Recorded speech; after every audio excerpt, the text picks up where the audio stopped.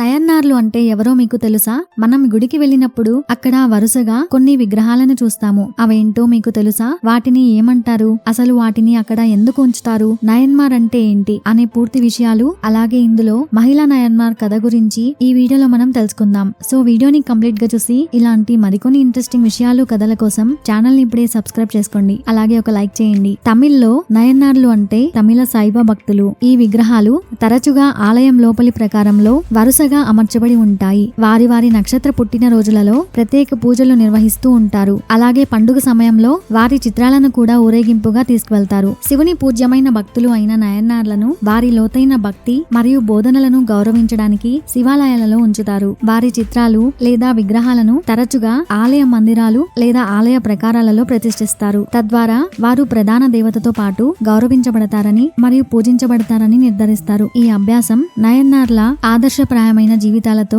మరియు భక్తి శక్తితో భక్తులను ప్రేరేపించడానికి ఉపయోగపడుతుంది. వీరు 6వ నుండి 8వ శతాబ్దాల మధ్య జీవించిన 63 మంది తమిళ శైవ భక్తులు. వారు శివునిపై తమ అచంచలమైన భక్తితో ప్రసిద్ధి చెందారు. అలాగే వారి కీర్తనలు భక్తి ఉద్యమానికి ప్రేరణ కలిగించాయి. వారు వివిధ సామాజిక నేపథ్యాల నుండి వచ్చారు. రాజులు, రైతులు, బ్రాహ్మణులు మరియు అంటరాని వారు కూడా ఉన్నారు. వారి జీవితాలు మరియు భక్తి కథలను తమిళ సాహిత్యంలో ముఖ్యమైన భాగంగా పరిగణిస్తారు. ఈ 63 మంది నయన్మార్లలో 3 మాత్రమే మహిళలు ఉంటారు. మొదటి మహిళ కరక్కాల్ అమ్మయార్. ఈమె 6వ శతాబ్దానికి చెందిన నాగర్తార్ వర్ణానికి చెందిన సాధువు. తొలి మహిళా సాహిత్యంలో గొప్ప వ్యక్తులలో ఒకరిగా పరిగణించబడుతుంది. ఇక రెండవ మహిళ మంగయార్కార సియార్. ఈమె పాండ్యరాజు నెడుమారాన్ భార్య మరియు రాణి. శైవ మతానికి ఆమె చేసిన సేవలకు ప్రసిద్ధి చెందారు. ఇక మూడవ మహిళ ఇసై జ్ఞానియార్. ఈమె సుందరార్ అనే ప్రసిద్ధ నయనార్ సాధువు యొక్క తల్లి. ఆమెను కూడా నయన్నార్లలో ఒకరిగా గౌరవిస్తారు. ఈ 3 మహిళలు శివుని పట్ల వారి అచంచలమైన భక్తికి మరియు శైవ మతానికి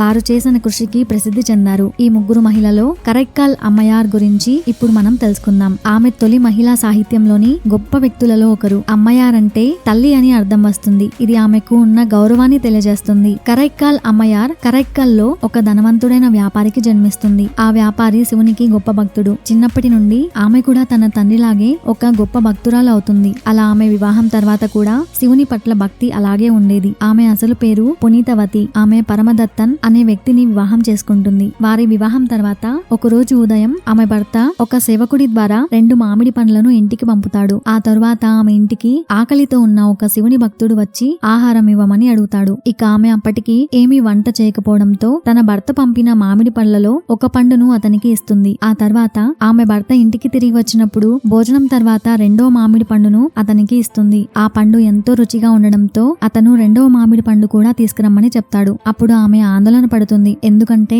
ఆమె మామిడి పండును మరొకరికి ఇచ్చిందని తెలిస్తే తన భర్త కోపగిస్తాడని ఆమెకి తెలుసు. ఇక ఆమె కంగారుగా లోపలికి వెళ్లి ఈ సమస్యను పరిష్కరించడానికి సహాయం చేయమని శివుడి విగ్రహాన్ని ప్రార్థిస్తుంది. అప్పుడు వెంటనే అద్భుతంగా మరొక మామిడి పండు ఆమె చేతుల్లో ప్రత్యక్షమవుతుంది. దానిని ఆమె తన భర్తకు ఇస్తుంది. ఇక తన భర్త ఆ పండును తిని ఆమెతో ఈ మామిడి పండు చాలా దివ్యంగా ఉంది అని చెప్పి, ఇది నేను నీకు పంపిన మామిడి పండు కాదు, నీకు ఈ మామిడి పండు ఎక్కడి నుంచి వచ్చింది అని ఆమెను అడుగుతాడు. అప్పుడు ఆమె తన భర్తకు నిజం చెప్తుంది. కానీ అతను అది విని ఆమె చెప్పింది నమ్మకుండా, అది నిజమైతే శివుడు నిజంగా నీకు ఆ మామిడి పండుని ఇస్తే ఇలాంటి మరొక మామిడి పండును నాకు తీసుకురాగలవా? అప్పుడు నేను నిన్ను నమ్ముతాను అని నవ్వుతూ అంటాడు. అప్పుడు కరైక్కల్ అమ్మయార్ మళ్లీ శివుడిని ప్రార్థిస్తుంది. అప్పుడు వెంటనే ఆమె చేతిలో మళ్లీ ఒక మామిడి పండు వస్తుంది. అప్పుడు ఆమె ఆ మామిడి పండును తన భర్తకు ఇస్తుంది. అప్పుడు తన భర్త దానిని తాకడానికి ప్రయత్నించినప్పుడు అది ఎలాగైతే వస్తుందో అలాగే అతను తాకగానే వెంటనే మాయమైపోతుంది. అది చూసి అతను చాలా భయపడిపోయి తన భార్య ఒక స్థానిక దేవత అని అతను అనుకుంటాడు.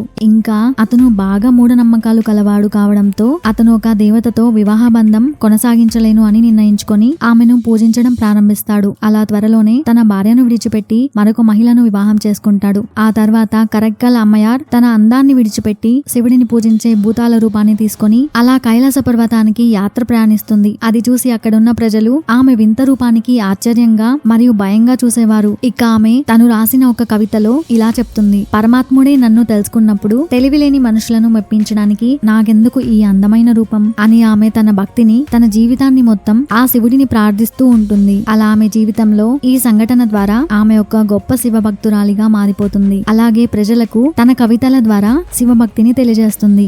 ఇలాంటి మరికొన్ని కథలు, అలాగే ఇంట్రెస్టింగ్ విషయాల కోసం ఛానల్ని ఇప్పుడే సబ్స్క్రైబ్ చేసుకోండి. అలాగే కంటెంట్ నచ్చితే ఒక లైక్ చేయండి. Thank you for watching.